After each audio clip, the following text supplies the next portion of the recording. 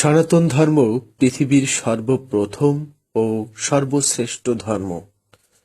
সৃষ্টির শুরু থেকে এ ধর্মের আবির্ভাব। এ ধর্ম হল শাশ্বত গুণ বিশিষ্ট জীবের অস্তিত্বের প্রকাশ, যা অতীতে ছিল, বর্তমানে আছে, ভবিষ্যতেও থাকবে।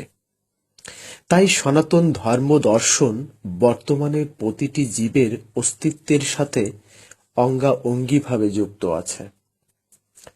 পৃথিবীর প্রাচীনতম ধর্মমত হয়েও হিন্দু ধর্ম আজও সদর্পে জাগ্রত আছে। এক বিরাট বিস্ময়ই বটে।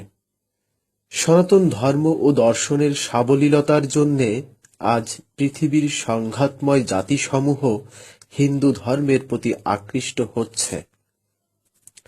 হিন্দু সংস্কৃতির এমন কিছু শক্তি আছে যা অধিকতর বেগবান সংস্কৃতিরও নেই।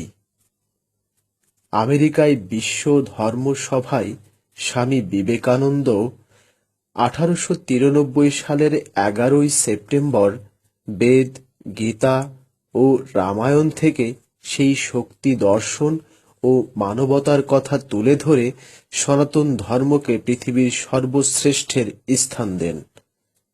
এবং স্বামী বিবেকানন্দের ঠিক 40 বছর পরে ডক্টর মহানামব্রত মহারাজ দ্বিতীয়বার আমেরিকায় বিশ্ব ধর্ম সম্মেলনে গিয়ে সনাতন ধর্মকে বিশ্বের সর্বশ্রেষ্ঠ ধর্ম হিসাবে স্বীকৃতি এনে দেন এবং এসি ভক্তি বেদান্ত প্রভুপাদের দ্বারা প্রচারিত ইসকন সারা বিশ্বে সনাতনের ভাব প্রচার করে দলে দলে বিপদগামী মানুষদের সনাতন ধর্ম গ্রহণে সহায়তা করেছেন।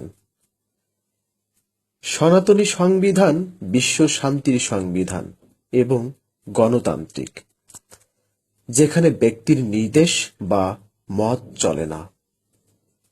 ধর্মস্তু সাক্ষাৎ ভগবান প্রণীতম, অর্থাৎ ধর্ম হচ্ছে ভগবান প্রণীত সেই জীবন ব্যবস্থা যা অনুশীলনের মাধ্যমে মানুষ জগতের কল্যাণ সাধনের মাধ্যমে জীবাত্মা ও পরমাত্মার মধ্যে নিত্য সম্পর্ক স্থাপন করতে পারে।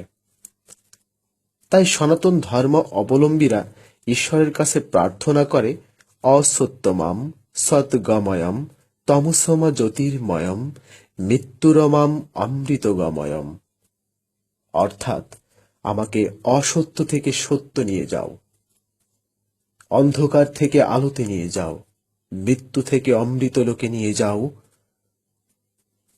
তাই ধর্ম সম্পর্কে স্বামী বিবেকানন্দ যথার্থই বলেছেন, ধর্ম হচ্ছে জ্ঞানের সেই স্তর যাহা প্রকাশ করার পর পশুত্ব থেকে মনুষ্যত্বে, মনুষ্যত্ব থেকে দেবত্বে উন্নীত করে।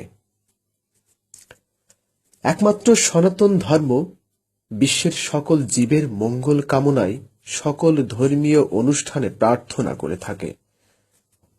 তাই সনাতন ধর্মে প্রার্থনা করা হয় সর্বে ভবন্তু সুখিনঃ, সর্বে সন্তু নিরাময়া, সর্বে ভদ্রাণি পশ্যন্তু, মা কশ্চিৎ দুঃখ ভাগ ভবেৎ, অর্থাৎ জগতের সকলেই সুখী হোক, সকলেই নিরাময় লাভ করুক, সকলেই মঙ্গল লাভ করুক, কেউ যেন দুঃখ ভোগ না করে।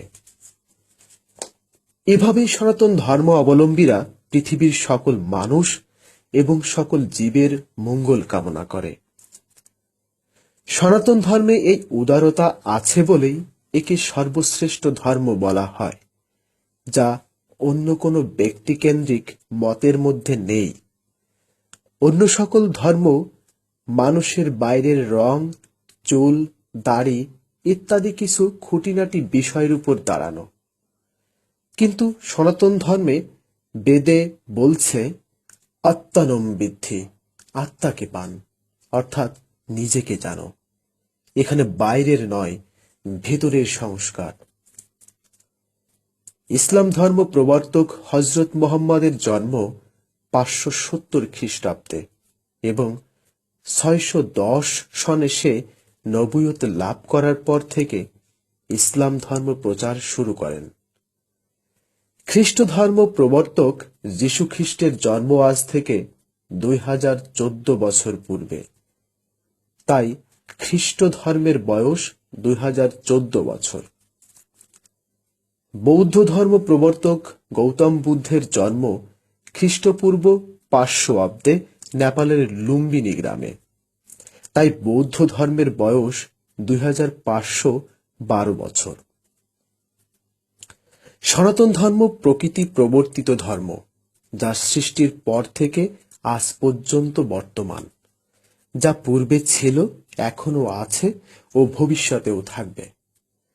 সনাতন ধর্মের সুনির্দিষ্ট বয়স আজ পর্যন্ত কেউ বের করতে পারেনি।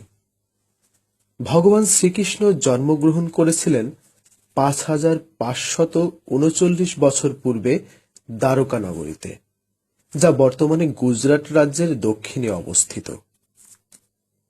বেদের আবিষ্কার কাল নিয়ে ঐতিহাসিকদের এখনো সংশয় রয়েছে।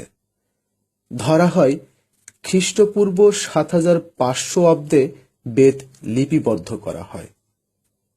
আবার অনেকের মতে খ্রিস্টপূর্ব 3000 থেকে 2000 সালের মধ্যে বেদ লিপিবদ্ধ করা হয়। বেদের জ্ঞান লক্ষ লক্ষ বছর যাবৎ মুনি ঋষিরা মুখে মুখে উচ্চারণ করতেন।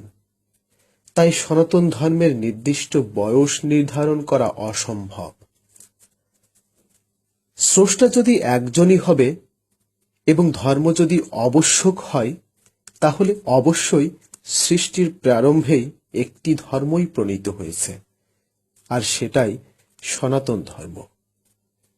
স্রষ্টা কখনো ভুল করেন না, তাই তার প্রবর্তিত ধর্মগ্রন্থে কোনো সংশোধনী আসতে পারে না। অতএব বেদই সনাতন, সনাতনই চিরন্তন।